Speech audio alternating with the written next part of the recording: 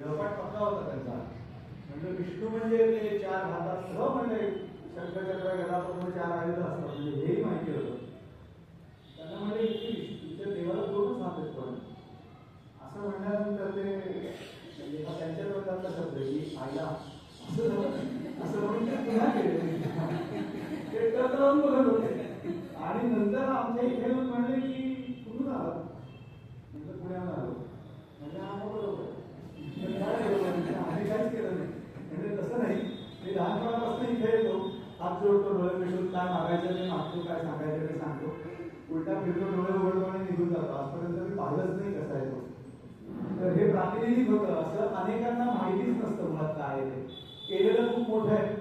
आणि पूर्वापार आता तशी परिस्थिती राहिली नाही आहे, पण माझ्या लहानपणापासून होतं की काही जास्ती प्रश्न विचारले तर फार थोडं बोलतो, अजिबात उत्तर देऊ नका असं प्रोत्साहन करायचं म्हणजे की अनेक लोकांना माहितीच नाही मुळात की काय काय आहे, कशासाठी आहे, का बघतोय आपण, का कशासाठी केलंय.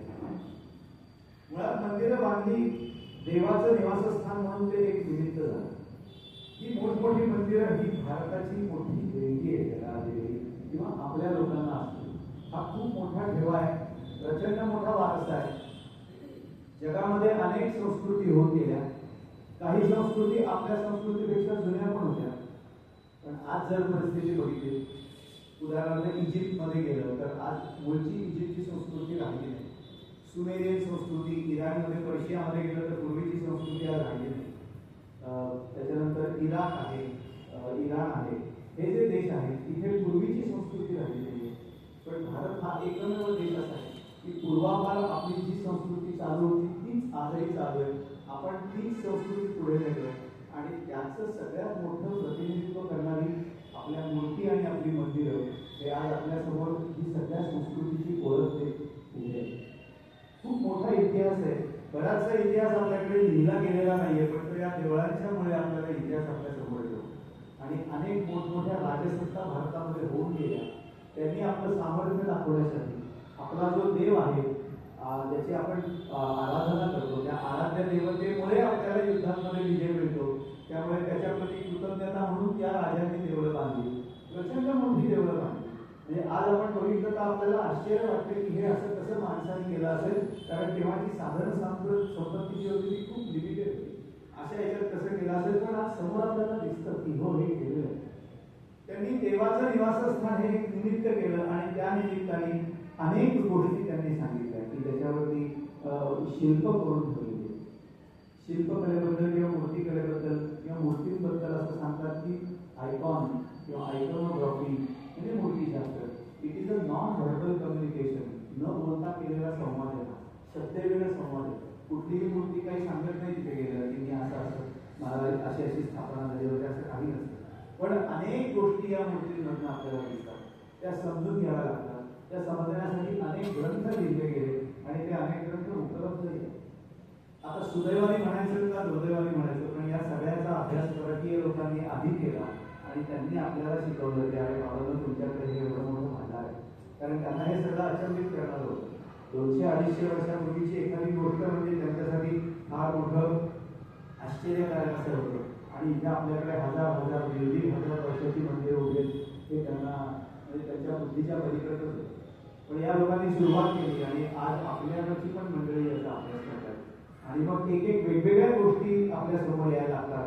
आता तुम्ही जाणारच आहात मंदिर बघायला, त्यामुळे त्यातली एक गोष्ट सांगतो आणि ती का करायची ते आपल्या ओघामध्ये येईल किंवा शेवट येईल. पण मंदिर बघायला गेल्यानंतर पहिल्यांदा मंदिराला प्रदक्षिणा करायची आणि सगळ्यात शेवट आपल्या देवाचं दर्शन घ्यायचं. आज आपल्याकडे बरोबर उलट केलं जातं. आधी आपण गेल्यानंतर आधी देवाला नमस्कार करतो, त्याच्यानंतर मंदिर बघतो आणि काय गडबड होतं ते नंतर सांगतो. आपल्याकडे शास्त्रामध्ये पण सांगितलंय की सुरुवातीला बाह्य दर्शन प्रथम. आपल्याकडे मोठ्या मोठ्या मंदिरांमध्ये तुम्ही गेलात तर ज्या बाह्य देवता आहेत त्या मंदिरांमध्ये जी इतर मंदिरं असतात त्यांना नैवेद्य आधी दाखवला जातो, त्यांची पूजा आधी केली जाते, मग मुख्य देवतेची केली जाते. बाह्य दर्शन प्रथम. कारण मंदिर हे फक्त देवाचं निवासस्थान नसून त्याला एक सामाजिक संस्था असं स्वरूप आहे. मंदिर बांधणाऱ्यांचा उद्देश सुद्धा तोच होता. It is a social institution. समाजामध्ये काय काय घडतं याच्या सगळ्याचं प्रदर्शन मंदिरावरती केलेलं आहे, मूर्तींच्या रूपाने केलेलं आहे, शिलालेखांच्या रूपाने केलेलं आहे. समाजामध्ये काय घडतं त्याचबरोबर का बाहेरून बघायचं आधी सुरुवातीला. तुम्ही आता जेव्हा ही मगाशी मॅडमने सांगितली की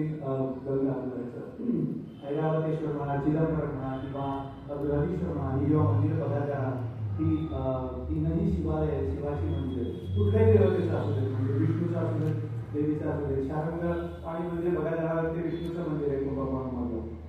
बाहेरून केलेल्या शिल्पकलेचा उद्देश असा, जसं कोणी प्रमुख वक्ता बोलवला तुम्ही की त्याची पहिल्यांदा ओळख करून दिली जाते. त्याचं शिक्षण काय, त्यांनी लिखाण काय केलंय, त्यांनी व्याख्यानं कुठे दिले, त्याचं संशोधन काय, आणि मग त्या वक्त्याला बोलावला. आधी तुम्ही सगळं बोला, भाषण करा आणि नंतर नाही सांगायचं की ज्यांचं आपण भाषण ऐकलं त्यांनी असं असं केलं होतं, असं कुठेच होत नाही. तेच त्या मंदिर बांधणाऱ्या लोकांना उद्देश त्यांचा आहे की जो आतमध्ये देव आहे गाभाऱ्यामध्ये तो कोण आहे त्याची ओळख बाहेरून करून दिलेली आहे. शिव असेल तर तो कोण आहे.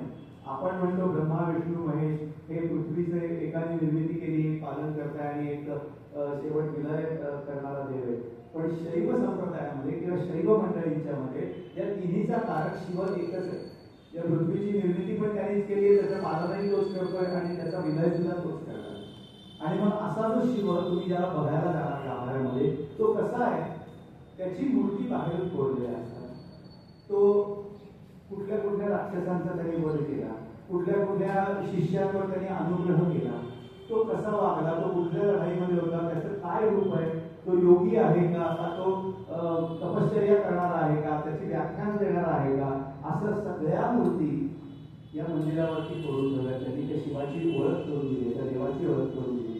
आणि त्याच्यानंतर तुम्ही ते दर्शन घ्यायला आतमध्ये जाता. देवळात जाताना अगदी सुरुवातीला आपण कुठल्याही म्हणजे देवळात गेल्यानंतर पहिल्यांदा दिसते ती घंटा, आणि त्याला इंग्रजीमध्ये बेल म्हटल्यामुळे आपल्याला गडबड होते. आपण त्याला डोर बेल समजतो कारण की दरवाजावर सांगितले असते. मुळात ती घंटा देवाला जागवण्यासाठी नसून आपल्या स्वतःला शांत करण्यासाठी. तुम्ही हा प्रयोग करून पहा की घंटेच्या खाली उभं राहून जर एक टोन वाजवला तर त्यातनं जी व्हायब्रेशन येतात, जे रेझोनन्स येतो, त्यांनी आपल्या मनात अनेक विचार असतात ते शांत व्हायला मदत होते. त्याचा उद्देश मुळात तोच आहे की अनेक विचार, अनेक गोष्टी आपण डोक्यात घेऊन मंदिरामध्ये गेलेलो असतो. तिथे जाऊन एकदा घंटा वाजवली की आपल्याला शांत वाटतात, अनेक विचार निघून जातात, आपलं मन स्थिर होतं आणि आपण देवाच्या दर्शनासाठी किंवा ज्याच्यासाठी आलं देवा त्याच्याकडे आपलं मन कॉन्सन्ट्रेट व्हायला मदत होते. त्याच्यासाठी ती घंटा आहे. देव तर जाणार असते, त्याला बेल वाजवून उठवायची गरज असते. पण मी मगाशी म्हणत असतो की इंग्रजी बेल शब्दामुळे हा झालेला गडबड. आणि म्हणून देवळात गेल्या जाताना आपल्याकडे असं आहे बघा, परत देवळातून जाताना कधी घंटा वाजवत नाही, म्हणजे सांगतात वाजवू नये म्हणून. आपल्याकडे एकदा वाजवू नये म्हणलं की मग कोणी हात लावत नाही त्याला. आणि मी मगाशी म्हणलं की विचारलं का वाजवू नये, तर खूप जास्त विचार नको आम्हाला, तुम्ही कधी विचारलं नव्हतं, आम्ही वाजवत नाही, तुम्ही वाजवू नये. आता परत जाताना पुन्हा मन शांत आणि स्थिर करण्याची आवश्यकताच नाही. त्यामुळे घंटा वाजवायचं प्रयोजनच नाही. आज जाताना करण्याचं प्रयोजन आहे की घंटा वाजवून आपण आतमध्ये जातो आणि दर्शनाला जातो देवाच्या. आणि मग अशी किंवा तुमच्याशी विषयाशी संबंधित असलेली सगळ्यात मोठी गोष्ट आपल्याला मंदिरामध्ये बघायला मिळते, त्याला म्हणतात रंगशिरा. देवाला दोन प्रकारचे भोग चढवले जातात, एक अंगभोग आणि दुसरा रंगभोग. अंगभोग म्हणजे तर देवाची पूजा अर्चा, त्याला स्नान घालणं, त्याच्यासाठी मांगलिक द्रव्य, निरनिराळी फुलं, निरनिराळे अलंकार हे त्या देवाला अर्पण करणं, त्याला नैवेद्य अर्पण करणं, त्या मूर्ती ती जी आहे त्याच्या संबंधित केलेल्या गोष्टी त्या सगळ्या अंगभोग. आणि रंगभोग याचा अर्थ देवाच्या समोर सादर करण्याची कला. मग त्याच्यामध्ये कीर्तन आहे, प्रवचन, नाट्य, नृत्य, वादन या सगळ्या क्रिया देवाच्या समोर उभं राहून त्याला सादर केल्या जातात, त्याला म्हणतात रंगभोग. आणि तो रंगभोग ज्या शिळेवरून किंवा दगडावरून उभा राहून सादर केला जातो ती असते रंगशिळा. आपण देवाला गेल्यानंतर आपल्याला गोल मोठ्या प्रमाणात हा दगडी शिळा किंवा हे गोल दिसतं, त्याला रंगशिळा म्हणतात. काही ठिकाणी चौकोनी असतात, काही ठिकाणी गोल असतात. आणि ह्याचं प्रयोजन म्हणजे हे कुठे असतं, हे गाभाऱ्याच्या समोर सभा मंडप ते त्याच्यात असतं, कारण त्याच्यावर बसून देवाकडे बसून आपल्याला ती कला सादर करायची असते.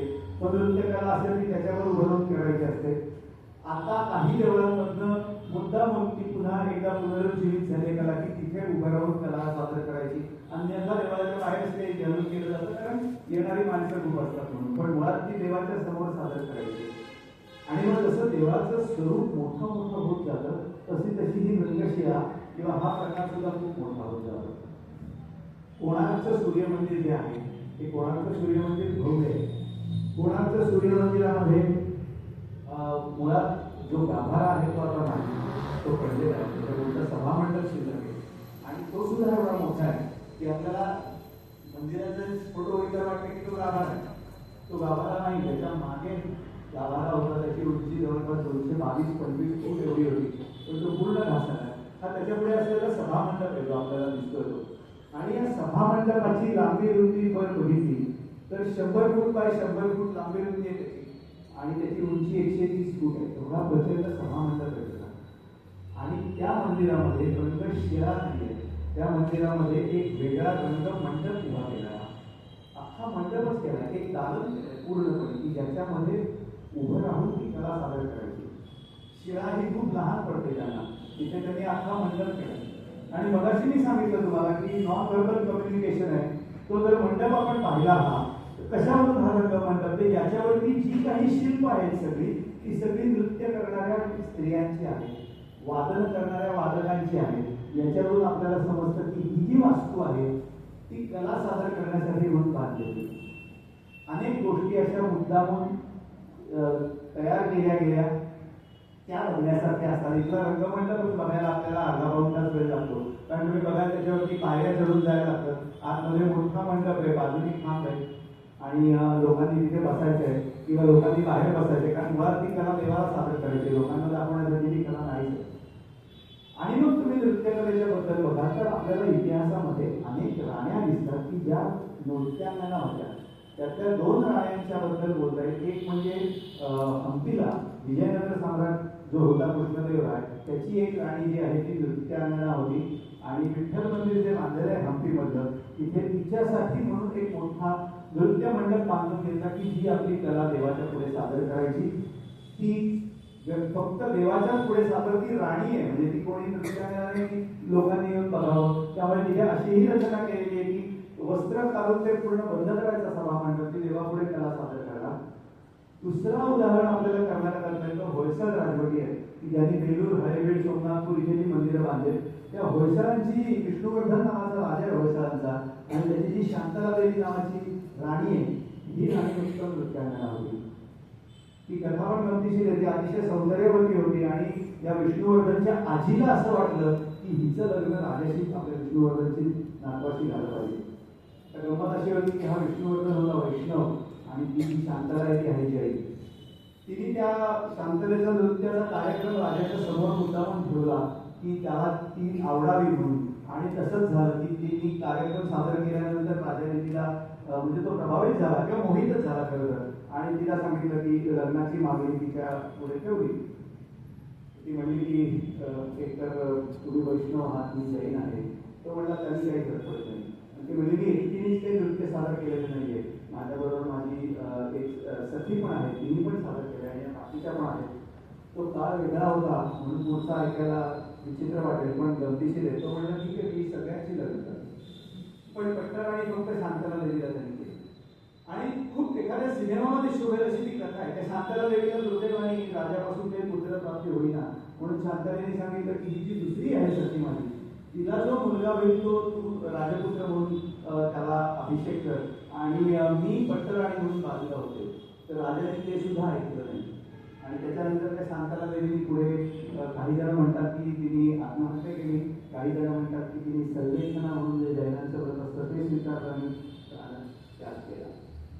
शांतला देवीने बांधलेली मंदिरं आपल्याला कर्नाटकामध्ये दिसतात. तिची मूर्ती नृत्य करणारी ही बेलूरच्या चेन्नकेश्वर मंदिरामध्ये, नेमकं मी ती आणली नाही फोटो, पण बेलूरच्या चेन्नकेश्वर मंदिरामध्ये जो सभामंडप आहे गाभाऱ्याच्या समोर, त्याच्यावरती 4 नृत्यांगनांच्या मूर्ती आहेत. त्यातली एकच आहे ती राणी आहे शांतला, कारण तिच्या डोक्यावरती मुकुट टाकला.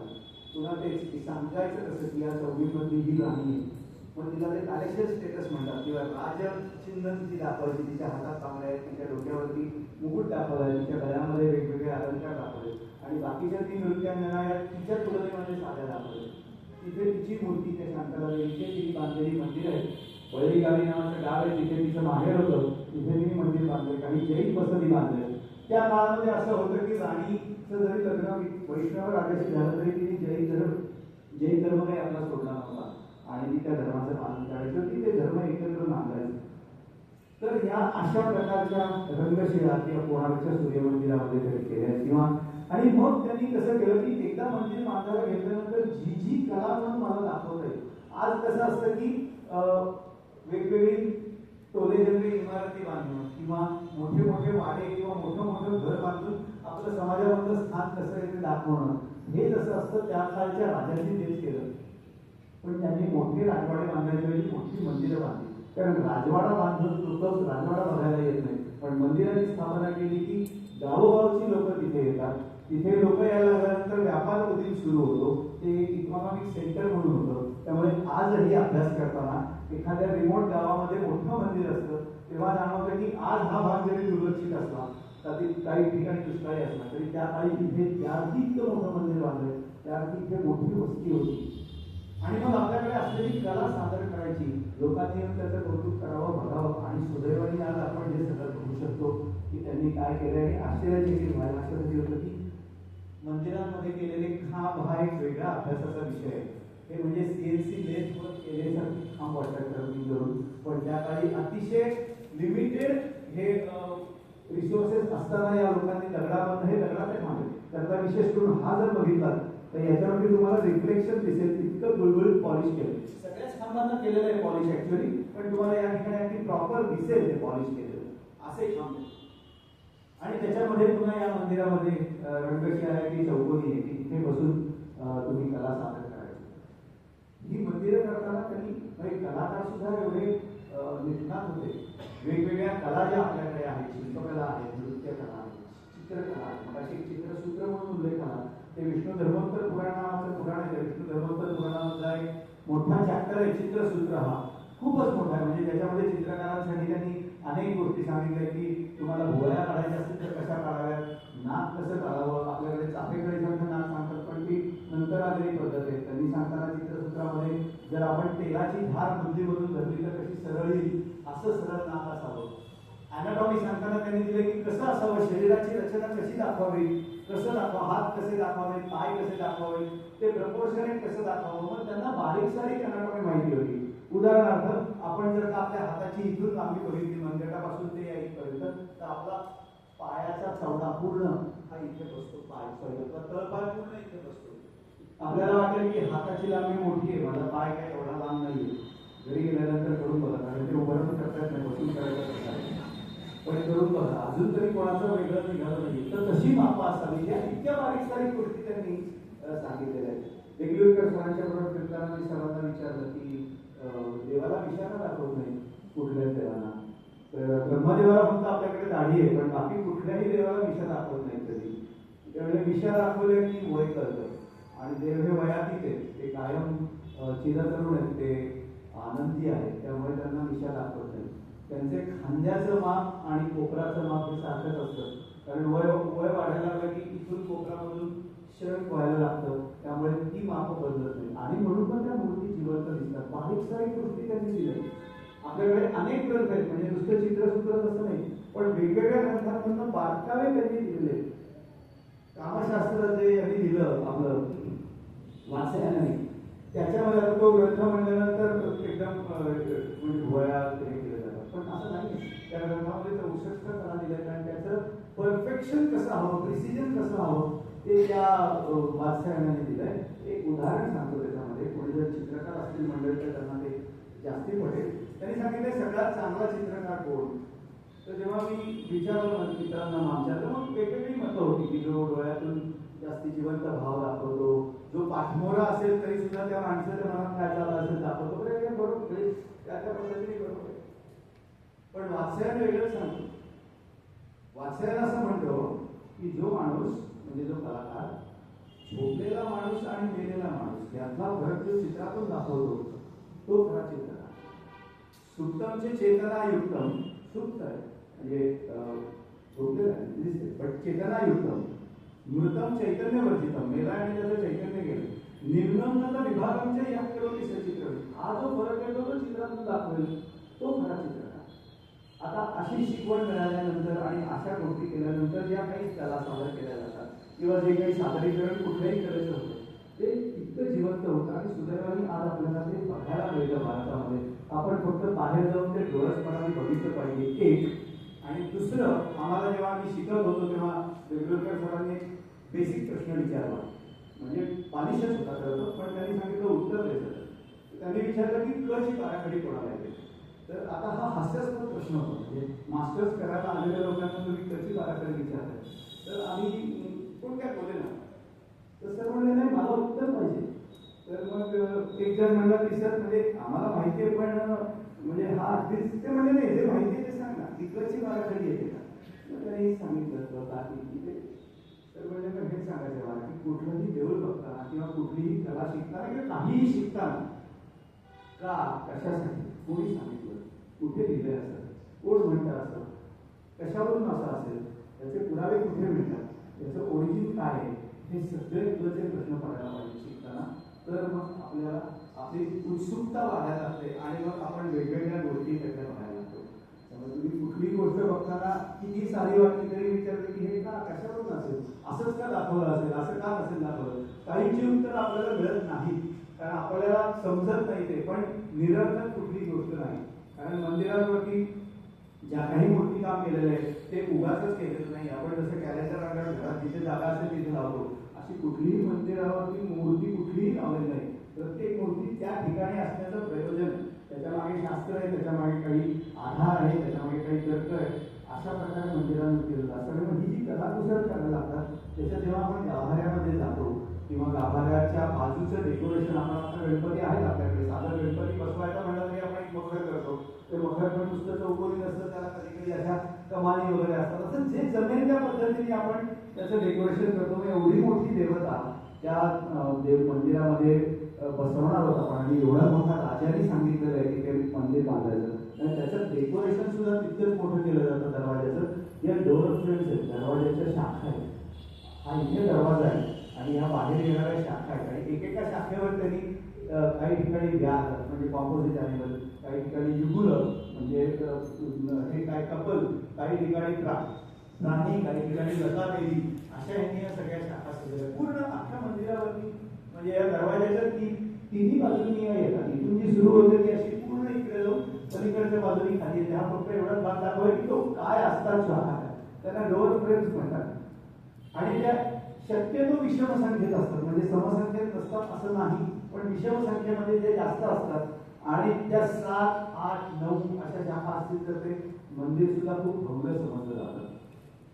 कार पार्किंग सारख्या 4 गाड्या राहणारा बंगला असेल तर साहजिक येणारी मोठं घर असणार, एकच गाडी राहणारे 2 व्हीलर राहणारा असेल तर त्याच्यावर आपण कळतं आपल्याला हीच परंपरा आहे. आपण फक्त वेगळ्या कॉन्टेक्स्टमध्ये आपण फॉलो करतो, पण ही जी परंपरा आलेली आहे की जे भव्य दिव्य दाखवायचं सगळं, कारण हे राजाने केलेलं आहे, हे मोठ्या माणसाने केलेलं आहे आणि इतक्या मोठ्या देवतेसाठी केलेलं आहे.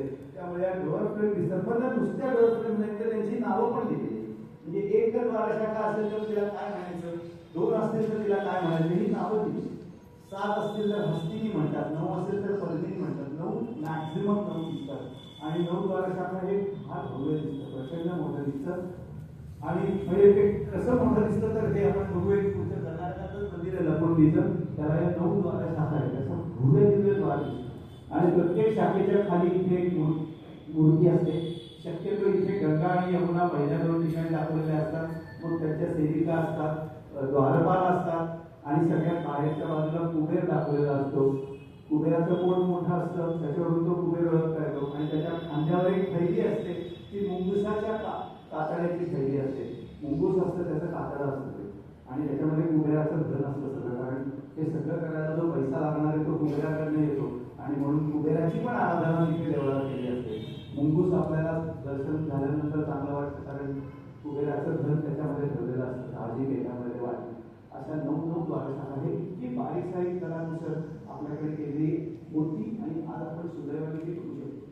दक्षिण भारतामध्ये तुलनेने हे सगळं जास्त इम्पॅक्ट आहे. त्याला एक कारण म्हणजे विजयनगरचे सम्राट सगळे कृष्णदेवराय त्याच्यामध्ये येतो, आणि त्यांच्यानंतर पुढे छत्रपती आपले शिवाजी महाराज, की ज्यांच्यामुळे हे मुसलमानी इन्फिल्ट्रेशन जे होतं पुढे जाणार ते थोपवलं गेलं. आणि तो जो विध्वंस होता तो उत्तर भारत आणि महाराष्ट्रापर्यंत राहिला. दक्षिणेकडे झालेला आहे नाही असं नाही, पण ते प्रमाण खूप कमी होत गेलं. आणि तमिळनाडूमध्ये त्यामुळे आजही आपल्याला खूप मंदिरं इंटॅक्ट दिसतात. एक आणि दुसरं त्याचं पुरातत्व खात्याने पण ती तितकीच चांगली लागते या दोन्ही गोष्टी आहेत. पण मूर्तीच्या भग्न झालेल्या किंवा आपल्याकडे जेवढ्या दिसतात उत्तर भागाने आपल्याकडे ते प्रमाण जसं आपण दक्षिणेकडे जायला लागतो तसं हळूहळू ते कमी होत जातं आणि हे सगळं ग्रँजर आहे ऍक्च्युअली ते आपल्याला बघायला मिळतं.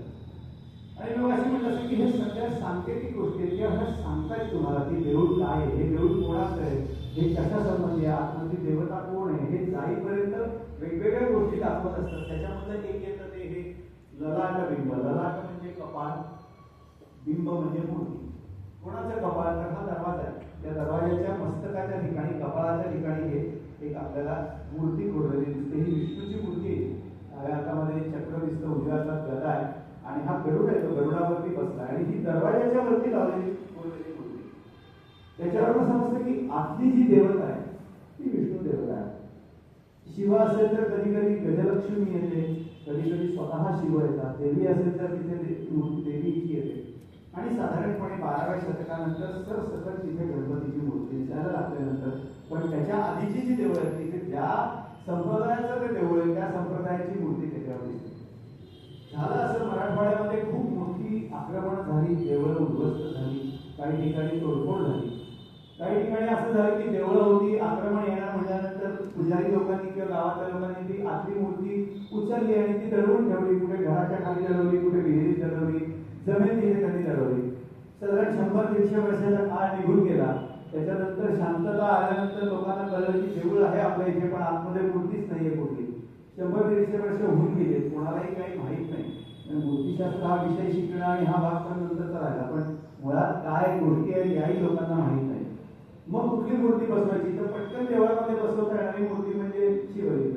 एखादा पाथरवट जरी पकडला आणि त्याला सांगितलं शिवलिंग घडवून दे तरी तो घडवून देतो. मूर्तिकला आणि मूर्तिशास्त्र हे आता शास्त्र लोप होत चाललेलं आहे. तो शिवलिंग घडवून देतो, ती शिवपिंडीची स्थापना देवळात केली जाते आणि पुन्हा देवळीचा लिंग होतं. पण त्या देवळांमध्ये वरती बघितलं तर कळतं की ललाट बिंबावरती विष्णू आहे किंवा त्या देवळावरती बाकीच्या ज्या मूर्ती आहेत त्या सगळ्या वैष्णव आहेत किंवा कुठल्या देवीच्या मूर्ती आहेत आणि आतमध्ये शिवलिंग आहे. धर्मापुरी, धारासूर अशी जी मराठवाड्यातली गावं आहेत त्या ठिकाणी असं आहे की देऊळ वेगळं मूळचं पण आतमध्ये आज शिवलिंग आहे. पण हे देऊळ कोणाचं आहे हे ओळखण्यासाठी मग अशी जे बघितलं तसं इथे ललाट बिंब किंवा खाली त्या द्वारकांच्या खाली द्वारपाल असतात.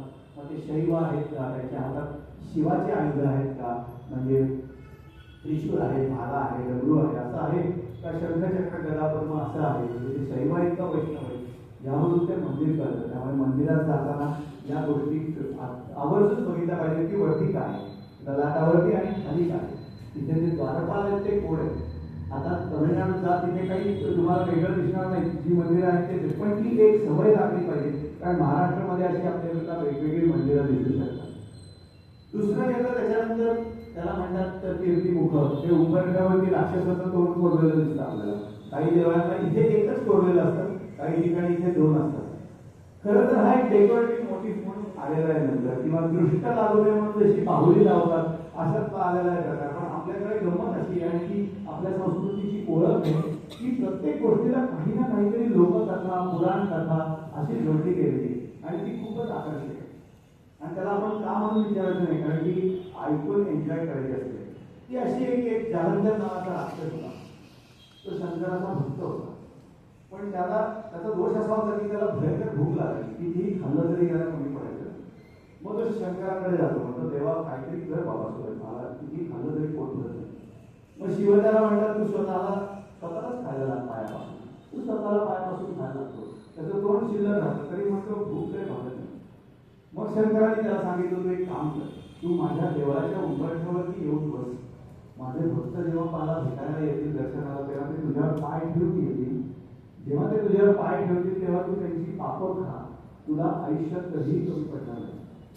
अशी एकावेळी देवानी सगळ्यांची सोय केलेली असते. त्यामुळे देवळात जाताना अनेक जण हे टाळून जातात, त्याच्यावर पाय ठेवून जाऊन निदान काय सगळी नाही थोडी तरी खाली तरी एवढी टाकली. आपण संधी सोडायची नाही दिलेली आहे देवाने आपल्याला. मग नंतर हे डेकोरेटिव्ह मोटिव्ह पूर्ण आलं कारण देवळं सजवताना ज्या अनेक गोष्टी आल्या त्या आधी आल्या.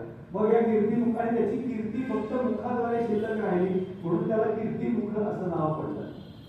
मग ते दृष्टाटो राक्षसासारखं दिसतं, डोळे बटबटीत येत बघा, ते कान असे मिळाले, सुळे बाहेर आले तोंडातून. आणि मग त्याचे थर म्हणजे मंदिराच्या बाहेर जेव्हा डेकोरेशन वेगवेगळे आधी हत्ती येतो, मग घोडे येतात, त्यांचा थर येतो. त्याच्यानंतर एक कीर्तिमुखाचा सुद्धा अख्खाच्या अख्खा मंदिरावरती थर यायला लागला. किंवा एखादी मूर्ती विष्णूची असेल तर त्याच्या मागे प्रभाव असते, त्या प्रभावाच्या वरती सुद्धा एक कीर्तिमुखाची मूर्ती यायला लागली. ते कीर्तिमुख यायला लागलं कारण दोन उद्देश, पुन्हा दृष्ट लागू नये हा जसा उद्देश आहे तसा एक ते डेकोरेटिव्ह मोटिव्ह म्हणून आलं होतं. दुसरं जुन्या देवळांमधनं बघायला भेटत ते म्हणजे मकरचं मुख. हे साधारणपणे 10व्या 11व्या 12व्या शतकापर्यंतच्या देवळांमध्ये दिसतं की अभिषेक जल जे आहे ते बाहेर वाहून जाण्यासाठी म्हणून ते केलेलं असतं. त्याच्यानंतर पुढच्या देवळांमध्ये आपल्याला गोमुख दिसायला लागतात हे, पण त्याच्या आधी मकरमुख दिसतं. जेव्हा देवळाची काहीच इतिहास माहीत नसतो, साधारण कालनिश्चिती करायची असते, तेव्हा ह्या गोष्टी उपयोगाला येतात. अच्छा, मकरमुख म्हणजे हे देऊळ 12व्या शतकाच्या आधीच आहे. कधीच आहे ते नंतर आपण किमान 12व्या शतकाच्या आधी. मग मकरमुखच का त्याला, का कशाला, म्हणजे घोड्याचं करून का नाही, किंवा तेव्हा गाईचं का नव्हतं केलं. तर मगर मगाशी आपण गंगा आणि यमुना या दोन नद्या देवळाच्या दरवाजावरती गाभाऱ्याच्या बघितल्या. त्या दोन्ही नद्यांना जसं देवांच्या खाली एक एक वाहन असतं तसं तर दोन्ही नद्यांना पण वाहन आहे. त्यातलं गंगेचं वाहन आहे ते मगर आणि यमुनेचं वाहन आहे ते कासव, सरस्वतीचं वाहन आहे ते हंस. हे आपल्याला वेरूळमध्ये सगळं बघायला मिळेल. तर या गंगेचं वाहन जे मगर आहे त्यामुळे या मकराच्या किंवा मगरीच्या तोंडातून आलेलं पाणी हे जणू काही गंगाजल आहे अशी समजून करून त्या बाहेर पडणाऱ्या अभिषेक जलाला मकरमुख बोललेलं असतं. हे सगळे डेकोरेशन करण्याचे प्रकार का हळूहळू सजवायचे देऊ, कारण मोठ्या ठिकाण आहे हे काही छोटं नाहीये, बारीक सारीक नाही हे. पण ज्याला ज्याप्रमाणे जमेल, जेवढे पैसे उपलब्ध असतील त्याप्रमाणे जेवढं सजवलेले, तो अजून एक वेगळा विषय आहे की ते अर्थकारण देवळाचं आणि ते कसं सजवलं जातं देवळ. पण किमान आज आपल्याला जे दिसतं ते, आणि त्यांनी नुसती देवळं सजवली नुसतं असं नाही केलं, तर आपल्याकडे शास्त्रीय प्रयोग सुद्धा देवांमध्ये केले गेले. आपल्याकडे शास्त्र होतं, आपल्याकडे खूप अनाथ शास्त्र होती. फक्त झालं असं की सांगण्याच्या अति उत्साहात मंडळींनी आपल्याकडे विमान होतं, अनुभव होते असं सांगून, म्हणजे कदाचित असतील सुद्धा, नाकारता येत नाही, पण ज्याचे पुरावे देता येत नाहीत अजून, ते जर सांगत राहिलं तर त्याची चेष्टा व्हायला लागते नंतर. त्यापेक्षा ज्या गोष्टी आहेत आपल्याकडे त्या आपण दाखवू शकतो. आणि त्याची एक महत्वाची गोष्ट की जो शास्त्रीय आपल्याकडे एक प्रयोग केला आहे ते देऊळ आहे ते विरूपाक्ष मंदिर आहे हम्पीचं. ते त्याचं गोपूर आहे हम्पीच्या विरूपाक्ष मंदिराचं बाहेरचं. आणि इथे एक पिनहोल कॅमेरा टेक्निक म्हणून आपल्याकडे असतात की जिथे एखादा ऑब्जेक्ट मध्ये असेल आणि सूर्यप्रकाश त्याच्यावर आला, त्या ऑब्जेक्ट मध्ये आलं तर त्या सूर्यप्रकाश त्याला क्रॉस करून जातात आणि ती जी इमेज त्याची पडते ती अपसाईड डाऊन अशी उलटी पडते, ज्याला पिनहोल कॅमेरा टेक्निक असं म्हणलं जातं. पूर्वीच्या त्या कॅमेऱ्यामध्ये पण ती इमेज उलटी येते असं फोटोग्राफर मंडळी आहे त्या तज्ञ सांगतात. तसं हे पिनहोल कॅमेरा टेक्निक म्हणजे समोर हे गोपूर आहे आणि त्याच्यावर समोर सूर्य उगवणार आहे, त्याच्यानंतर एक तिथे भोग पाडलेला आहे आणि आतमध्ये एक खोली आहे, एक जागा आहे की ज्याला मुद्दाम ठरवून तिथे काही नाहीये, तिथे चुन्याचा गिलावा केला आहे आणि त्याच्यावरती जेव्हा हा सूर्य चढायला लागतो तेव्हा या शिखराची अशी तिथे उलटी इमेज पडते. आणि हे ऍक्सिडेंटली झालं नाहीये, म्हणजे हे म्हणू शकतात की काय ते राहिलं भोग नेमकं आणि पडली बाबा उलटी इमेज. पण याच देवळामध्ये अजून मागे विद्यारण्य स्वामींचं देवळ तिथे सुद्धा त्यांनी हा प्रयोग केला. आणि जसा जसा सूर्य चढत जातो आणि जेव्हा प्रखर सूर्य असतो तेव्हा ती जी इमेज आहे ती सोनेरी दिसते आणि सूर्याचा प्रकाश कमी होत गेल्यानंतर ती काळी होते. तिथे समोर त्यांनी हे मुद्दामच करून ठेवले आणि हे दिसतं आपल्याला. हे कसं केलं असेल, त्यांच्या बाहेर आपल्याकडे मंदिर कसं बांधायचं याचं हे शास्त्र आहे, त्याच्यामध्ये अनेक गोष्टी सांगितलेल्या. जमिनीच्या सिलेक्शन पासून सांगितलं, कुठली जमीन सिलेक्ट करा, कशी सिलेक्ट करा, त्याची मापं कशी घ्या, हे सगळं आपल्याकडे सांगितलेलं ते ग्रंथही उपलब्ध आहे. या गोष्टी त्यांनी केल्या. दुसरी एक अजब गोष्ट आपल्याकडे केलेली दिसते जी तुम्ही जाऊन बघणार आहात, ते बृहदीश्वराचं मंदिर आहे. 217 फूट अशी उंची आहे याची शिखराची. इथून खालपासून 217 फूट आहे आणि ही वर जी स्तूपी म्हणतात त्याला, किंवा हा जो कळसाचा भाग आहे आवरचा, त्याचं वजन 40 टन एवढं आहे. 40 टन, 40,000 किलोचा तो दगड आहे. तो 40 टनाचा दगड 217 फूट उंचीवर नेऊन चढवलेला आहे. इतका वजनदार. तो कसा चढवला असेल हे अनेकांना कोडत होतं. मग ते माणसाने केलेलं कामच नाही. मग पृथ्वीवर माणूस उपरा हे काय ते वेगळ्या एलियन आले आणि एलियननी हे केलेलं आहे. माणसं हे करू शकत नाही, साहजिक आहे. म्हणजे शेवट आपल्या बुद्धीची जशी झेप असते तसं आपण विचार करतो, त्यात चूक काही नसतं. जेव्हा समजतं काय आहे ह्या मंदिराच्या बाबतीत असं झालं याच्यासाठी तिथून 6 किलोमीटर लांबपर्यंत मातीचा रॅम्प केला गेला. जिथून तो रॅम्प सुरू केला तिथे त्यांनी सुरुवातीला देऊळ बांधलं. 217 फुटाची उंची 6 किलोमीटर मध्ये त्यांनी केली. इतका ग्रॅज्युअल चढ त्यांनी दिला आणि त्याच्यावर हत्तीच्या सहाय्याने तो दगड देऊन वरती ठेवला. आणि ती गंमत अशी तुम्ही तिथे पाहत असे शिखर जसं आहे ना की त्याचा जो अँगल आहे वरती आणि त्याच्यावरती ते तो स्तूपी बसवलाय, त्यामुळे त्याची सावली खाली पडत नाही कुठेच कधीच, कारण तो त्याची सावलीच्या साईडच्या ह्याच्यावर पडली जाते, दगडात कॉर्नर असलेली दिसते त्याच्यावर पडली जाते. आणि इतक्या उंचावरती एवढा कडक दगड बसवला मग तो घडवला. हा चमत्कार आहे. चमत्कार म्हणजे चमत्कार वाटतो, पण जेव्हा कळतं की अच्छा त्यांनी असं केलं तेव्हा जाणवतं की त्यांनी शास्त्रीय प्रयोग सुद्धा आणि शास्त्रीय प्रयोग परफेक्ट इंजिनिअरिंग सिव्हिल इंजिनिअरिंग नसतं तर 1000 वर्ष झाल्यावर देऊळ उभं राहिलं नसतं. आज आपल्याकडे मॅक्झिमम 100-200 वर्षापर्यंतचीच स्ट्रक्चर उभी आहेत. फार तर 200-250 वर्षापूर्वीचे जे वाडे आपल्याला बघायला मिळतात त्याच्या आधीची स्ट्रक्चर आपल्याकडे उभी नाही. आणि मग कितीही काळ लोटला तरी सुद्धा हे राजा नसला, राजवट नसली तरी हे देऊळ राहिलं पाहिजे, कारण त्या आराध्य देवतेमुळे मला हे यश मिळालेलं आहे. आणि म्हणून ही देवळं दगडामध्ये बांधली गेली आणि इतकी भव्य दिव्य बांधली गेली. आणि मग अशी म्हणत होते की सजवण्याचे प्रकार काही कमी नव्हते. त्यांनी विठ्ठल मंदिर आहे त्याला तुम्ही बघाल तर सोनाराकडे बांगड्यांचा प्रोटोटाईप केलेला असतो असा लावलेला. अशा सगळ्या अख्ख्या देवळावरती असं केलेलं आहे त्यांनी पूर्णपणे परफेक्ट प्रोटोटाईप येतो बांगड्यांच्या हातामध्ये कल्पना असतं त्याचा असं सजवलं. त्यांना जसं जमेल जे जे काय काय चांगलं आहे ते सगळं त्यांनी केलं. आणि त्याच्यानंतर मोठ्या प्रमाणावर येते ती मूर्तिकला, मूर्तिशास्त्र. कारण म्हणजे जसं म्हणतात की मूर्तीशिवाय मंदिर म्हणजे पेंटिंग विदाउट कॅनव्हास असं म्हणण्यासाठी ठीक आहे मंदिर होऊ शकत नाही. नंतरच्या काळात आपल्याला दिसतात ते ठीक आहे, कारण ती कला लोप पावली. फक्त मंदिर बांधायची कला आहे ती सुद्धा एक साचेबद्ध ठोकळेबाज येतात, पण जी घडवलेली मंदिर आहे किंवा जी सजवलेली मंदिर आहे ती आणि किती मूर्ती कला म्हणजे हळेबीडूचं मंदिराचा फोटो आहे. हळेबीडूचं मंदिर तुम्ही पदार्थ 2-2.5 हजाराच्या वर मूर्ती आहे आणि त्यातली एक एक मूर्ती इतकी देखणी आहे की सोनार जसं काही किंवा मेणामध्ये करावं असेल तर ती गमत अशी हा वादक आहे हा आणि तो मृदुंगासारखं काहीतरी वाजवतोय आणि त्या मृदुंगाच्या आडव्या वाद्या आहेत आणि त्याच्या आतमध्ये त्याचा हात दाखवला या इथे हात त्या वाद्याच्या मागे हे सगळं दगडात आहे. हे वाद्या खऱ्या नाही त्या दगडात आहे. इतकं प्रिसिजन केलेलं आहे की कुठे कोण बघणार आहे कशाला एवढं. ते काही रस्ते बांधले नाहीत, पूल बांधले नाही, इथे कशाला कोण बघायला जाते. करू आपण, पण तुम्ही यातल्या सगळ्या मूर्ती पाहाल तर त्या तुम्हाला सगळ्या जिवंत वाटते. त्या आपल्याशी बोलतात असं वाटतं. तो वादक जरूर वाजवतोय असं वाटतं. किती किती दाखवावं त्यांनी. एक सोमनाथपूरचं मंदिर आहे ज्याच्यामध्ये विष्णू आणि लक्ष्मी बसलेले शिवाय विष्णूच्या नागामांडीवर लक्ष्मी बसली आणि ती डावा पाय खाली सोडलाय आणि तो पाय जो खाली सोडलाय तो एका कमळाच्या फुलावरती ठेवलाय. कमळाच्या फुलावर ठेवल्यानंतर त्या कमळाच्या फुलाच्या देखाला पाक आलाय थोडा आणि आता ते तुटू नये म्हणून एक छोटा हत्ती दाखवलाय त्यांनी सोडलेली आपल्याला धरून इतकं प्रेसिजन दाखवलं. एवढीशी मूर्ती दिसते ती शेवट शेवटी. कशाला कोण बघेल असं नाही. शिल्पकारांनी जे कसं आहे ते सर्वस्व ओतलेलं आहे तिथे आणि म्हणून ती जिवंत वाटतात मंदिरं आणि म्हणून ती जाऊन बघायची, त्याचा अभ्यास करायचा, ती समजून घ्यायची की ते काय सांगतात. हे सगळं शिवमंदिर आहे. शिवाच्या सगळ्या वेगवेगळ्या मूर्ती आहेत. विष्णूच्या पण आहेत त्याच्यामध्ये, पण मॅक्सिमम शिवाच्या आहे. मग त्याचा तांडव आहे, त्यांनी राक्षसांचा केलेला वध आहे, त्याच्यानंतर तो वेगवेगळ्या गजासुराचा वध केला तर त्याने हत्तीचं ताकद बांधलं आणि तो नाचतोय. सगळ्या गोष्टी त्यांनी त्याच्यावरती दाखवल्या. आपल्याकडे जसं म्हणतात की नेहमी ह्यावे तुम्ही कुठली मूर्ती सांगा ती आपल्याकडे आहे.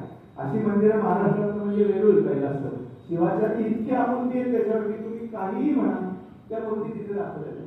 कुठलीही मूर्ती त्याच्या आयुष्यातले काही प्रसंग पुराणांमधून वर्णन केले त्या मूर्ती तिथे दाखवल्या. कुठल्याही याच्यामध्ये त्यांनी हायलाइट केलेली नाही, कुठेही कसर सोडलेली नाही. आणखी एक प्रकार मंदिरांवरती आपल्याला अप्सरांच्या रूपात दिसतो, त्यांना म्हणतात सुरसुंदरी. सरांचं त्याच्यावर एक स्वतंत्र पुस्तकच आहे. सुरसुंदरी हा विषयच तसा आहे की त्या आहेत त्या अप्सरा आहेत त्या आणि त्या वेगवेगळ्या आविर्भाव करणाऱ्या आहेत. पण त्या सजेस्टिव्ह आहेत. तुम्ही म्हणून कुणाशी म्हणतात की देवळाला प्रदक्षिणा घालायला आपण जेव्हा सुरुवात करतो आपल्याला या अप्सरा दिसतात. त्या आपल्याला सांगत असतात काही. तेगलुरकर सरांनी फार छान दिलंय की त्या म्हणजे तुमच्या मनातल्या विकारांवरचं कडू औषधाच्या गोळ्या आहेत त्या, पण त्याला शुगर कोटिंग केलेलं आहे. कारण त्या बघितल्या तुम्ही की पहिल्यांदा लक्ष तुमचं त्याच्याकडे जातं की अरे काय काय सांगताय एवढ्या अप्सरा काय दाखवताय. मग कोणी पायातला काटा काढणार असतं, ती सांगत असते की देवाला दर्शनाला जाताना तुमच्या मनातले विकार काढण्यासाठी बाहेर काढून जा.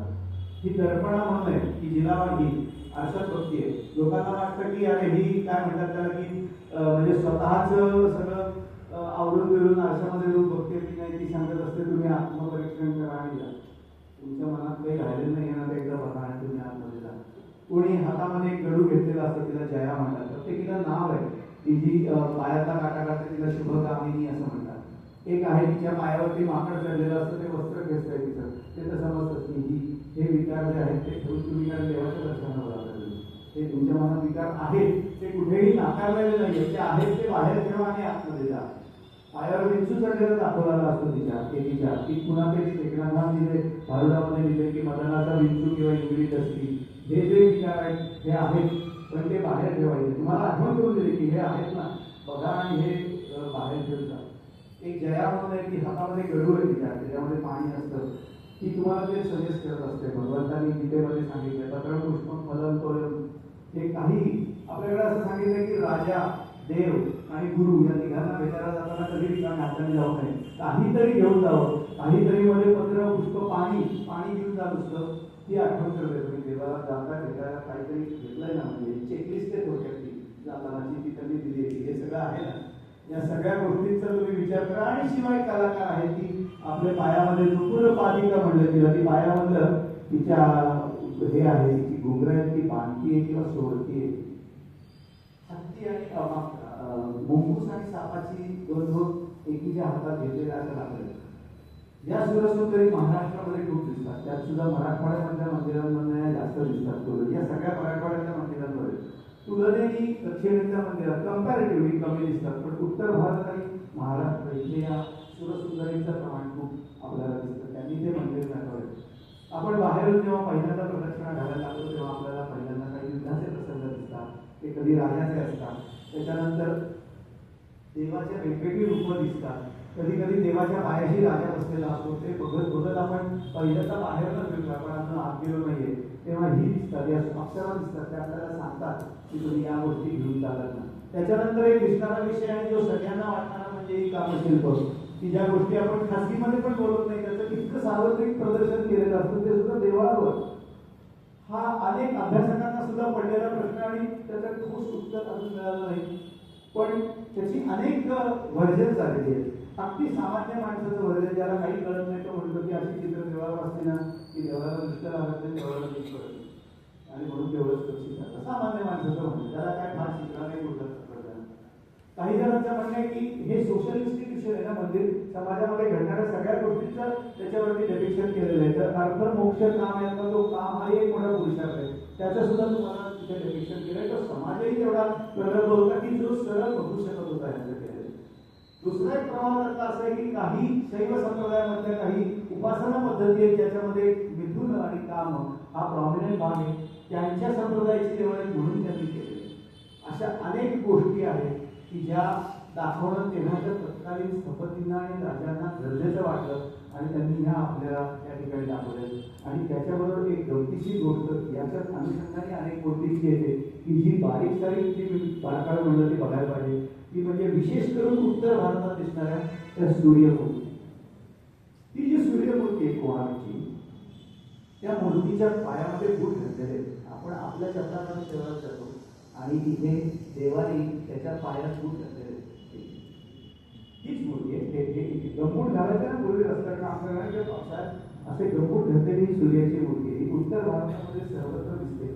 महाराष्ट्रामध्ये क्वचित एक दोन मंदिर असेल, दैत्य सुदन मंदिर लोणावळचं त्याच्यावरती ही मूर्ती आहे. धुळ्याच्या इकडे काही मंदिर आहेत त्याच्यावरती. पण ही सगळी पर्शियन इम्पॅक्ट जो आपण म्हणतो त्याला इराणमधून आलेला इम्पॅक्ट आहे. आणि त्याच्यात पुन्हा मी मगाशी म्हणत होते की काही वेगळी गोष्ट आली की त्याच्याशी संबंधित लोककथा पुराण कथा येतात आणि मग तो इतिहास हा म्हणजे एनहान्स होतो. जर काही याच्यात इथे दोन्ही उपलब्ध आहे. ते इतिहास आणि या पुराण कथा या हातात करत. तर ती पुराण कथा काय ते सांगते की कृष्णाचा मुलगा जो सांब होता त्या सांबाला शाप मिळाला की तुला कृष्णरोग होईल म्हणून, आणि त्याला कुष्ठरोग झाला. मग शाप ऑलवेज फॉलोड बाय उशाप असतात. तो म्हणला झालं चुकला तर उशाप द्यायला. तो म्हणलं सूर्याची उपासना तू केलीस काय 12 वर्ष 14 वर्ष तर तो तुझा शाप जाईल आणि तुला कुष्ठरोग निघून जाईल. त्यांनी सूर्याची उपासना केली तर त्या पुष्कळच निघून गेला. असं म्हणला की ज्या देवतेमुळे मला इतकं रूप परत प्राप्त झालं त्याचं देऊळ बांधायला पाहिजे एखादं मोठं, म्हणून त्यांनी मोठं देऊळ बांधलं. जे मुलतान म्हणजे आजचं जे म्हणजे मूळ स्थान, आजचं जे मुलतान आहे पाकिस्तान, तर तिथलं देऊळ सांगितलं जातं. ते देऊळ बांधलं. मग त्याच्यात सूर्यमूर्ती कशी ठेवायची, कारण तेव्हाच्या काळात सूर्यमूर्ती कशी करायची हे माहीत नव्हतं. आपल्याकडे पाठीवर आपण गोल काढून त्याला किरण काढतो अशी सूर्य काढायची पद्धत होती. मग त्याला सांगितलं शाकरद्वीप म्हणून जो भाग आहे त्या शाकरद्वीपामध्ये मग जातीचे लोक आहेत, मग आणि ते चातुर्वर्ण त्यांच्यातही. त्यातले जे मग ब्राह्मण आहे ते पुरोहित पण आहेत तिथले आणि ते मूर्तिकार आहेत, त्यांना बोलवून घे, ते लोक सूर्याच्या मूर्ती करत. तर त्यांनी शाकरद्वीपामधनं त्या मगांना बोलवलं. इथल्या भोजन कन्या ज्या होत्या त्यांना दिल्या, सेटल केलं त्यांना. आणि त्या मग लोकांनी ज्या केलेल्या मूर्ती त्या त्यांच्या किराणमधल्या पद्धतीने त्याला उटीच्च वेश असं म्हणतात उत्तरेकडनं आलेला. आणि मग त्याच्या डोक्याचा मुकुट वेगळा आहे, त्याच्या पायामध्ये बूट आहे, काही वेळेला अंगामध्ये कोट घातलेलं दाखवतात गुडघ्यापर्यंत आलेला. रत्नागिरीला जे तिबा पॅलेस आहे, तिबा पॅलेस तिथे खाली आर्किओलॉजीचं म्युझियम आहे, त्याच्या दरवाजामध्ये एक मूर्ती 5-5.5 फुटाची ठेवलेली सूर्याची, ज्याच्या अंगात कोट आहे, पायामध्ये बूट आहे आणि डोक्यावरती तो पर्शियन पद्धतीचा मूठ आहे. आता इतिहास काय सांगतो तर शाकरद्वीप म्हणजे इराण, पर्शिया, तिथे अग्निपूजक आणि सूर्यपूजक अशा 2 जमाती होत्या. त्या दोघांच्यात सतत भांडणं व्हायची. एकदा खूपच भांडणं झाल्यावर अग्निपूजकांनी या सूर्यपूजकांना हाकलून दिलं. हाकलून दिल्यानंतर ती मंडळी सगळी आपल्याकडे उत्तर भारतामधनं हरियाणा, पंजाब, अशी राजस्थान असं करत आपल्याकडे आली. आणि ती जेव्हा आली तेव्हा त्यांनी ते सगळे मग जातीचे लोक होते. आणि मग लोक जे होते हे मग ब्राह्मण हे जादूटोणा करण्यामध्ये प्रसिद्ध होते आणि म्हणून ते राजाचे उपाध्याय असायचे किंवा राजपुरोहित असायचे. आपल्याकडे सुद्धा अथर्ववेदी ब्राह्मण हे राजपुरोहित असायचे मुद्दामून, कारण अथर्ववेदामध्ये या सगळ्या जादूटोणा, भेषज म्हणजे औषधोपचार या सगळ्या क्रिया इतर 3 वेदांमध्ये नाही, त्या अथर्ववेदामध्ये आहेत. या 4 वेदांमध्ये अथर्ववेदाला उशिरा स्थान मिळाले, अन्यथा जुने संदर्भ वेदत्रयी तेवढाच येतो फक्त आणि मग नंतर 4 वेद म्हणून येतात. तर हे मग लोक जादूटोणा करायचे आणि त्यांनी केलेल्या चमत्कारिक गोष्टी किंवा जादूटोणा याला इंग्रजी शब्द पडला मॅजिक किंवा मॅजिक. मॅजिकचा अर्थ डिक्शनरीत बघितलं तर तुम्हाला कळेल की ॲक्टिव्हिटीज करतात मग ते जे मग लोक होते त्यांनी या केलेल्या सूर्यमूर्ती आहेत सगळ्या आणि त्या आपल्याकडे उत्तर भारतात बघायला मिळतात. बारीक सारीक मूर्तींकडे बघून सगळीकडे मिळतात नाही, सूर्याच्याच मूर्तीच्या पायात होते, बाकीच्या कुठल्या मूर्तींच्या नाही. पण अशा वेगवेगळ्या मूर्ती आपल्याला जर का म्हणजे त्या बघायला मिळाल्या किंवा बघितल्या तर साहजिकच ते मंदिर बघताना आपल्याला अजून अनेक गोष्टी समाधान तर मिळतात पण आनंदही होतो आणि अनेक गोष्टी आपल्या समोर या अशा पद्धतीने यायला लागतात. कारण इतकी व्हरायटी आपल्याकडे दिलेली आहे. तत्वज्ञान समजून सांगण्यासाठी आपल्याकडे गोष्टी आलेल्या आहेत. आपल्याकडे जसं H2O म्हणजे पाण्याचा फॉर्म्युला असतो H2O, तसं अमुक एक गोष्टी बघितली की आपण समजू शकतो अच्छा हे तत्वज्ञान त्यांनी सांगितलं आहे. उदाहरणार्थ सांख्य लोक असं म्हणतात की प्रकृती आणि पुरुष या दोघांच्या संयोगातून या पृथ्वीची निर्मिती झाली. अर्धनारीश्वराची मूर्ती ही सांख्याचंच तत्वज्ञान सांगणारी समोर मूर्ती आपल्याला दाखवते. ती मूर्ती बघितल्यावर कळतं की अरे हा हे सांख्य तत्वज्ञानाचं आहे, वेगळं काही नाही. मग वैशेषिकांचं आहे, प्रत्येक संप्रदायाचं आहे, काही ठराविक गोष्टी वेगळ्या दाखवणार आहे आणि ज्याला आमच्याकडे अप्लाइड आयकॉनोग्राफी म्हणतात. म्हणजे मूर्तीशास्त्र हे नंतर व्यवहारात कसं येतं ते थोडं पुढे. एक मूर्ती अजून आपण पाहूया, ती आहे मेहकर म्हणून गाव आहे. त्या मेहकर जे काही शाहगड ही विष्णूची मूर्ती आहे. ही 12 फूट उंचीची मूर्ती आहे विष्णूची शाहगडाची आणि हे त्रिविक्रमाची मूर्ती आहे. विष्णूच्या मूर्तीची एक गंमत आहे. विष्णूच्या मूर्तीची एक गंमत अशी आहे की त्याच्या हातात 4 आयुध असतात. इथे एक कमल, इथे गदा, शंख, इथे चक्र, इथे शंख, अशी 4 आयुध धरलेली असतात. या 4 आयुध आणि 4 हात यांचं जर का कॉम्बिनेशन बदललं तर ही परम्युटेशन कॉम्बिनेशन 4x3x2x1 अशी 24 होतात. म्हणजे गदा तिथे ठेवायची, बाकीची तिने आदला बदल करायची. चक्र तिथे ठेवायचं, बाकीची ती बदलायची. शंख तिथे ठेवायचा, बाकीची ती बदलायची. अशी 24 कॉम्बिनेशन होतात. आणि मग प्रत्येक कॉम्बिनेशन बदललं की त्या विष्णूचं नाव बदलतं आणि ते होतं केशव, माधव, नारायण. ही संध्यामध्ये वळी 24 नावं आलेली विष्णू, प्रद्युम्न. तर ती त्याच्यामध्ये सांगितलेली आहेत त्यांनी की या विष्णूचे 24 येतात. त्याला विभव म्हणतात, आस्पेक्ट्स म्हणतात विष्णूचे. प्रत्येकाचं कार्य किंवा त्याचा उद्देश वेगळा असतो. अशा 24 मूर्ती विष्णूच्या येतात. विष्णू मूर्ती करतात म्हणजे पाहिल्यानंतरच कळतं की अच्छा हा ही मूर्ती. आणि मग नंतर असं व्हायला लागलं तर एका मलाच अनुभव आला माझं त्यात खर्च करतो काही नव्हतं, पण एक विष्णूची मूर्ती पाहिली एकाच्याकडे आणि मी त्यांना म्हटलं की तुमच्या कोणी अच्युत नावाचं होतं ना, तर तो माणसाने माझ्याकडे असं जादूगार असल्यानं मी बघितलं तर मला कुठेतरी सिद्धी प्राप्त आहे. म्हणजे आमचे पणजोब होते, पण आमच्या पणजोबामध्ये मी पण नाही पाहिलं त्याला. तुम्ही त्यांचं नाव कसं मी नाही नाव केलं, त्यांच्या घरात जी मूर्ती केली होती त्याचा जो सिक्वेन्स होता त्याप्रमाणे ती अच्युताची मूर्ती होती. आणि नंतर लोक आपल्याकडे अशा मूर्ती करायला लागले कोणाच्या तरी स्मरणार्थ ह्या नावाचा. आणि याचं मोठं उदाहरण नावाचं तर पुण्याला पर्वतीला जे मोठं देऊळ आहे शंकराचं, तिथे बाजूला जी विष्णूची मूर्ती ती जनार्दनाची मूर्ती आहे. म्हणजे तो जो सिक्वेन्स आहे त्याचा त्याने ती जनार्दनाची होतं. तर जनार्दन कोण, तर बाजीराव पेशव्यांचा मोठा मुलगा होता जनार्दन, जो 15 वर्षाचा असताना गेला. नानासाहेबांपेक्षा मोठा होता. बाजीरावाचे सगळे क्रियाकर्म त्यांनी जनार्दन नाही केले. पुढे त्याच्यासाठी ज्या जी मूर्ती केली गेली नानासाहेबांनी ती जनार्दनाची केली. किंवा पलीकडे जी मोठी विष्णू मंदिर आहे पर्वतीला ती माधवाची मूर्ती आहे, ती माधवराव पेशव्यांच्या स्मरणार्थ म्हणून केली गेली. तो ही नावं जर असतील आपल्या घरात तर मग पुढे विष्णूची मूर्ती करताना अशा सिक्वेन्सनी करावी. ही मूर्ती त्रिविक्रमाची मूर्ती आहे त्या सिक्वेन्समध्ये. तर हा शारंगधर मेहकर. शारंगधर म्हणजे काय? शारंग हे धनुष्याचं नाव आहे. धर म्हणजे हातात धरलेला. आता धनुष्याचे एक प्रकार आहेत की ना आपलं गांडी व शारंग. शारंग त्याची उत्पत्ती आहे ते शृंगपासून. शृंग कर्णाच्या शिंगापासून जे केलेलं असतं ते शारंग आणि ते हातात धरलेला तो शारंग. आता इथे कुठे याच्या सगळ्यामध्ये धनुष्य तर तो आहे. त्या विष्णूचा जर तुम्ही मुकुट बघितला तर त्या मुकुटामध्ये एक मूर्ती विष्णूचीच बसलेली आहे आणि त्याने हातामध्ये इथे धनुष्य धरलं. हीच इथे इथली मूर्ती आहे. शृंग पासून केलेलं, हरणाच्या शिंगापासून केलेलं धनुष्य जो धारण करतो तो शारंग. ह्या गोष्टी माहीत नसतील तर मगाशी म्हटलं तसं हात जोडायचा निघून जायचं. नाहीतर ही मूर्ती बघायला तासभर लागतो. इतक्या व्हरायटी या मूर्तीमध्ये त्यांनी केलेली आहे. ही मूर्ती सापडली ती पण एक फार रंजक कथा आहे. त्या गावामध्ये एक वेळसर माणूस होता आणि तो एका ठराविक ठिकाणी कोणालाही बसू द्यायचा नाही. दगड मारायचा, ओरडायचा नाही, इथे देव झोपले तिथे देव झोपले कसं करायचं. आणि हा इतिहास आहे म्हणजे ही कथा नाही, हे नोंद आहे. आणि मग एका दिवशी म्हटलं नाही आता देव आले इथे खणा तुम्ही देव मिळणार. जेव्हा गावकऱ्यांनी खणलं तिथे तेव्हा एक मोठी पेटी मिळाली प्रचंड मोठी आणि त्याच्यामध्ये जवळ ती मूर्तीची उंची 11 फूट आहे. त्यामुळे त्याच्या बाहेरची अशी मोठी पेटी होती तांब्याची, त्याच्यामध्ये ही मूर्ती होती, काही ताम्रपट होते. मग गावकऱ्यांनी ही, आणि ही गोष्ट फार जुनी नाही, 1860 वगैरे सालातली. रिचर्ड टेम्पल नावाचा गव्हर्नर होता तेव्हा नागपूरला. तेव्हा त्याला कळलं तो ही मूर्ती घेण्यासाठी म्हणून या राणीनी तेव्हा फतवा काढला होता की ज्या मूर्तीची देवळामध्ये प्राणप्रतिष्ठा केली असेल त्या मूर्तींना किंवा देवस्थानांना आम्ही काहीही हात लावणार नाही. गावकऱ्यांना कळल्यानंतर त्यांनी कसं बसं या मूर्तीचं देऊळ बांधलं छोटं याच्यासाठी. तो रिचर्ड टेम्पल आल्यानंतर त्याला फक्त ते ताम्रपट मिळाले, ते घेऊन गेला. पण तो ही मूर्ती कशी, ज्याने ही मूर्ती खोदून काढली ते अगदी अडाणी कारागीर होते. त्यांनी ते काढल्यानंतर ते म्हणले की तिकडे यांना बालाजी म्हणतात किंवा बाळासाहेब असं म्हणतात. ते कारागीर असं म्हणले की बाळासाहेब कधी पण हसतील असं वाटतं, इतकी जिवंत मूर्ती. असं एखाद्या अडाणी कारागिराला वाटावं इतकी ती मूर्ती लोकस्वाणी आणि सुंदर आहे. आणि त्याच्या डोक्यामध्ये त्याच्या मुकुटामध्ये हा त्यांनी शारंगधर विष्णू बसवला.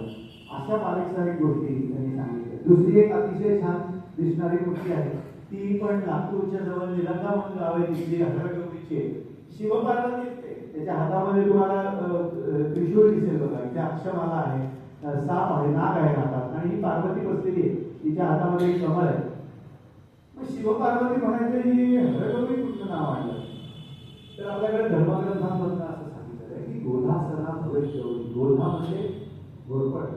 घोरपडीच्या पाठीवर किंवा घोरपडीवर जर बसलेली असेल तर तिला गौरी म्हणा. आता घोरपड कुठे आणि कशा घोरपडीचा पार्वतीला काय संबंध आहे तर पार्वतीची शिवाच्या प्राप्तीसाठी जी तपश्चर्या केली ती अतिशय चिवटपणाने कठोरपणाने केली, अतिशय निग्रहाने केली. त्याला घोरपडीची उपमा दिली की तीच तेवढी चिवट असते. आणि म्हणून पार्वतीच्या मूर्तीच्या तपश्चर्या करणाऱ्या पार्वतीच्या तुम्ही वेरूळमध्ये गेला तर किंवा इव्हन दक्षिण भारतामध्ये गेला तरी पार्वतीची मूर्ती दिसली तर पायाखाली बघा तिथे घोरपड दाखवलेली असते. कारण तिने शिवाच्या प्राप्तीसाठी तपश्चर्या एवढी कठीण केली आणि म्हणून तिच्या पायाशी घोरपड दाखवतात.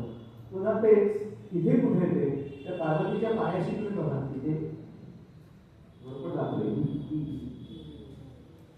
आणि मग ती जेव्हा गौरी होते तेव्हा तो खरा होतो शिवाच्या. शिवगौरी म्हणत नाही, हरगौरी म्हणतात. आपल्याकडे राम आणि सीता असलं तरी सीताराम म्हणतात. आपल्याकडे कृष्ण आणि राधा असलं की राधे कृष्ण म्हणतात, राधेश्याम म्हणतात. आणि मग आपल्याकडे जेव्हा हरगौरीची मूर्ती येते आणि त्याच्यावर एखादं व्रत केलं जातं त्याला गौरी हर पूजला असं म्हणतात.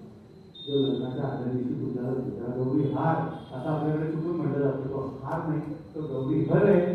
कारण त्या हराच्या प्राप्तीसाठी त्या गौरीने जशी जीवन प्रतिज्ञा केली, हे केली, तपश्चर्या केली आणि त्याची प्राप्ती करून घेतली आणि ते दोघं एकजीव झाले. अशा पद्धतीने मी माझ्या पतीशी एकनिष्ठ होईल याच्यासाठी गौरी हर पूजला जातो आजच्या दिवशी. याला म्हणतात टाकलाई आयकॉनोग्राफी, मूर्तिमंत दाखवलेलं आज सुद्धा आपल्याकडे समाजामध्ये केलं जातं.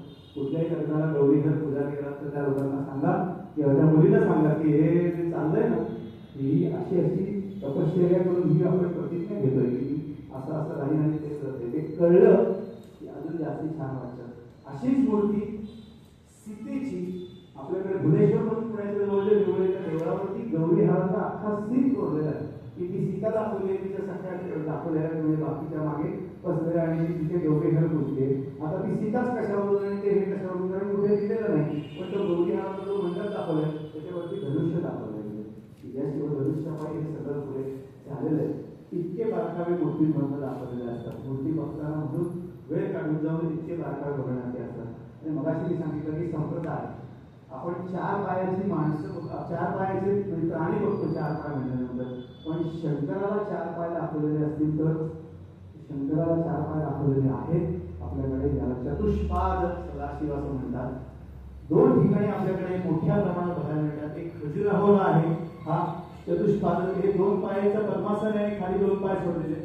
आणि विदर्भात गडचिरोली जिल्ह्यात मार्केटी म्हणून मंदिर आहे, तिथे बघा हे दोन पायाचं पद्मासन आहे, दोन पाय खाली सोडलेले. शैवांमधला जो पाशुपत संप्रदाय आहे, तो पाशुपत संप्रदाय असं सांगतो की आमचा संप्रदाय, आमचा धर्म म्हणतात ते की आमचा संप्रदाय हा चार पायांवर तोडलेला आहे. पाय म्हणून जो शब्द वापरला किंवा पाद, त्याचा श्लेष त्यांनी मूर्ती करताना दाखवला. कुठले चार पाय? चर्या, क्रिया, योग आणि ज्ञान असे चार पाय. त्या चार पायांवरती आमचा संप्रदाय तोडलेला आहे. आणि आमच्या संप्रदायाचा जो आध्वर्य आहे किंवा जो सर्वोच्च आहे कोण आहे? तो शिव आहे. आणि म्हणून इथे शिवाच्या मूर्तीला त्यांनी चार पाय दाखवले. त्यातले पद्मासनामध्ये जे दाखवलेले पाय त्यांना योग आणि ज्ञान असे म्हणतात. आणि चर्या आणि क्रिया म्हणजे रोजच्या रोज घडणाऱ्या क्रिया गोष्टी आणि तो संप्रदाय चालवणं, त्या सगळ्या त्यांनी शब्दशः गोष्टी घेतलेल्या आहेत. हे खाली शोधलेले पाय ते दाखवतात. आणि चर्या आणि क्रिया पाय असलेला असा हा शिव, हा आमचा देव आहे, हा आमचा संप्रदाय आहे. जेव्हा चार पायाची शिवाची मूर्ती जिथे दिसते तिथे कळतं की हे देऊळ पाशुपत संप्रदायाच्या मंडळींनी बांधलेलं आहे. तो राजा जो होता तो पाशुपत संप्रदायाचा फॉलोअर होता, तो त्याचा उपासक होता. आणि त्यांनी हे देऊळ बांधले. तो सांगतोय हे असं की ही मूर्ती बघून समजून घ्या की माझी विचारसरणी कशी असेल. अशा मूर्ती देवळाकडे दिसतात. आणि मला सगळ्या देवळांसाठी देऊळ जे आपल्याला तत्वज्ञान सांगतं त्याचं सगळ्यात आपल्याला इंग्लिशमध्ये त्याला एपिटोम म्हणतात किंवा कळस साधणारं देऊळ कुठलं. सगळ्यात अनेक म्हणतात की सगळ्यात तुमच्या आवडतं देऊळ कुठलं, असं नसतं. म्हणजे कुठलं आवडतं देऊळ सगळ्यांनाच विचारतो. नटांना विचारतात सगळ्यात आवडलेली भूमिका कुठली किंवा असं नाही आहे. पण किमान त्याच्यामध्ये की मंदिर स्थापत्यातल्या सगळ्या गोष्टी आणि तत्वज्ञान उलगडून सांगणारं कुठलं जर देऊळ आहे का असं जर कोणी विचारलं तर आहे. ते देऊळ आहे खजुराहोचं कंधारिया महादेव म्हणून. हे देऊळ जे आहे ह्याच्यावरती जो मगाचा सगळा आपण सुरुवात केली होती तो विषय येतो की देवळाला बाहेरून प्रदक्षिणा करायची आणि नंतर आतमध्ये दर्शनाला जायचं. आपण देवाला बघायला जातो म्हणत नाही, देवाला भेटायला जातो म्हणत नाही, आपण दर्शनाला जातो असं म्हणतो. दर्शनाला जातो म्हणजे ते समजून घेतो काय सांगितलं. मगाशी मी म्हणलं होतं की ते सांख्य आहे का, ते पाशुपत आहेत का, ती मूर्ती जी सांगते की काय आहे, ते कुठलं काही तत्वज्ञान सांगते का, कारण ते काय आहे तत्व ते मला जाणून घ्यायचं आहे. हे देऊळ आम्ही म्हणजे मी सांगितले देगलूरकर सरांनी आमच्या रिसर्च करून सांगितलं. आम्ही जवळजवळ 2 दिवस पुढे होतो हे मंदिर. तर हे मंदिर उंचावल्यावर बांधलं आहे. खजुराहोची सगळीच मंदिरं एका मोठ्या प्लिंथवर बांधली आहे. आणि आतमध्ये तुम्ही जसं जाता ना तशी उंची वाढत जाते. ही बाहेरून फार कळणार नाही पण हे पोर्च आहे पहिलं. इथून आत गेल्यानंतर हा दुसरा अर्ध मंडप आहे. त्याच्यात आत गेल्यानंतर अजून उंचावरती हा सभा मंडप आहे. त्याच्यानंतर हा इथे अंतराळ म्हणून भाग दिसतो, तो अजून उंचावर आहे. आणि जो गाभारा आहे तो अजून उंचावर आहे.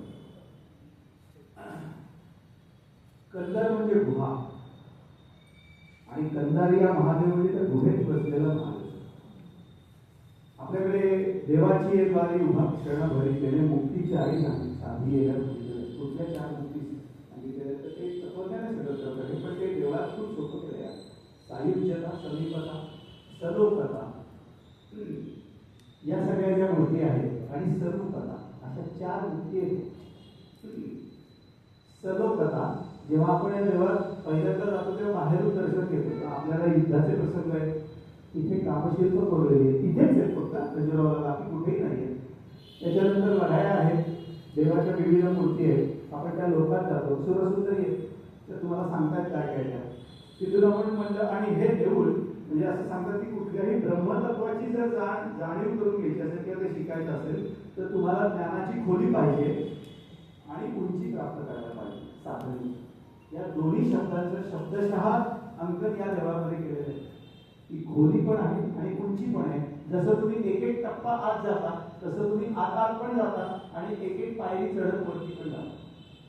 मग या सगळी शिल्प आणि हे बघून तुम्ही आत जाता सलोकता आहे. म्हणजे या लोकांमध्ये तुम्ही गेलेला इथून आतमध्ये गेल्यावर तुम्हाला काही गंधर्व मूर्ती दिसतात आतमध्ये कामशिल्प दिसत नाही. गंधर्व मूर्ती दिसतात काही देवी गॉड ज्याला म्हणतात ते दिसतात कोणी विद्याधर दिसतात आकाशातून जाणाऱ्या अशा मूर्ती आतमध्ये कोरलेल्या आहेत. त्याच्यानंतर तुम्हाला गाभारा दिसत असतो पण देव दिसत नाही. समीपता आहे तुम्ही जवळ जाताय. सलोकता नाही त्याच्यानंतर समीपता आहे. तिथून मध्ये गेल्यानंतर तुम्हाला सभामंडप दिसतो मग मगाचा रंगमंडप दिसतो मग काही कला सादर करायची असेल तर ती तिथे केली जाते. तिथून जेव्हा तुम्ही दर्शनाला जाताय ना ते ब्रह्मतत्व जे त्याच्या दर्शनाला मग आपण देवात जातोय असं डोक्यात घेतल्यानंतर आतमध्ये गेल्यानंतर मध्ये एक अंतराळ म्हणून भाग येतो. म्हणजे हे सगळं तुम्ही विश्व जे आहे संसारिक हे सगळं बाहेर सोडून तुम्ही त्या दर्शनाला आतमध्ये चाललेला आहात आणि अंतराळात म्हणजे अजून तुम्हाला दर्शन झालेलं नाही पण तुम्ही मागचं सगळं सोडून ते बघायला तिथपर्यंत आलेला आहात. त्याला स्वरूपता म्हणतात की ते रूपाच्या जवळ आपण जातो आहोत. अजून झालेलं नाहीये बाकीच्या गोष्टी दिसतात. तिथे आता सगळ्या मूर्ती कमी कमी कमी होत जातात आणि मग जेव्हा आपण गाभाऱ्याच्या दाराशी उभे राहतो सायुज्यता चौथी मुक्ती की तिथे कळतं आणि ती मूर्ती बघितल्यानंतर कळतं की अरे हे माझ्याच सारखं आहे. कान नाक डोळे असलेली ही जी मूर्ती आहे ती माझ्याच सारखी आहे. मग तो कोहम म्हणून प्रश्न पडलेला होता शंकराचार्यांना आणि त्याचं उत्तर ते सोहम असं देतात की तो तूच आहेस. म्हणजे त्या ब्रह्मतत्व जे आहे त्याचंच एक रूप तू आहेस किंवा त्याचाच एक पार्ट तू आहेस की तिथे जाणीव होते आपल्याला आणि ती सायुज्यता प्राप्त होते. म्हणजे आपण आणि तो एकच आहोत हे समजतो मी त्याचाच अंश आहे ते जे तत्व आहे ते फक्त या मूर्ती रूपात केलेले पण ते माझ्याच सारखं आहे. किंवा शिवलिंग असलं तरी तिथे जाणीव होते की ही त्याचंच रूप आहे आणि तिथे गेल्यानंतर ते ज्ञान प्राप्ती होते आपल्याला. ज्ञान प्राप्ती झाल्यानंतर आपल्याला पुनर्जन्म होतो आपला जिथे जन्म होतो ते दिगंबर होतो. त्यामुळे त्याचा अपभ्रंश गाभारा झाला पण मूळ आहे गर्भगृह. इथे तुम्हाला या पातळीवरचं ज्ञान प्राप्त झालं या पातळीवरचं तुम्हाला एक अनुभूती मिळाली आपल्याला ज्ञान मिळालं की मी याच वैश्विक जे ब्रह्म आहे त्याचा एक रूप आहे. असं असता हे सगळं झाल्यानंतर जर बाहेर येऊन पुन्हा प्रदर्शना लागली पुन्हा ती कामशिल्प पाहिजे पुन्हा ती लढाया बघितली काही शक्य नाही. म्हणून सर्वात पहिल्यांदा बाहेरून प्रदर्शन आणि त्याच्यानंतर आत्मचं दर्शन आणि दर्शन येते बघायचं नाही आतमध्ये दर्शन येतं. मग याच्यावरची शिखरं त्याचे हे सगळं पहा वेगवेगळ्या प्रकारचे हे सर्व मंदिरात